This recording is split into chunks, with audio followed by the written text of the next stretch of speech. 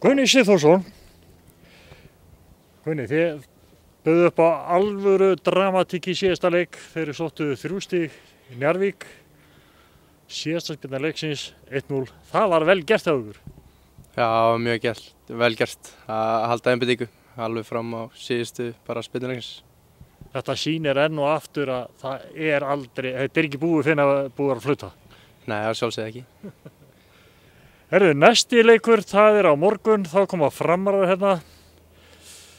Á að vera með dramatík þá eða bara byrja á fyrstu mínútu? Við vonum að við byrjum á fyrstu mínútu, bara alla leiki í sumar en þetta verður skemmtilegt. Semir eitthvað, hefur þið kynnt hvernig Framararnir eru? Þeir eru 2 sigurleikir og 1 jafntefli hjá það sem af þeim spáð þokkalegu gengi. Hefur þið kynnt hvernig liðir eru með núna? Nei, bara maður þekkir nokkra leikmenn frá síðasta tímabili og svo Lofs búinn að segja okkur frá hvernig þeir spila og bara það. Það kannski segir takmarkað hvernig þeir eru núna því að við fórum vel út úr viðureignunum fyrir unnum annan og jafntefli hinn, þannig að við eigum svo sem góða minningar frá þeim. Já, klálega, og ef við spilum okkar leik á morgun þá vinnum við það. Hvað það fyrst og síðast telur við að hvernig upplegg þurfum við að vera til þess að skella þeim?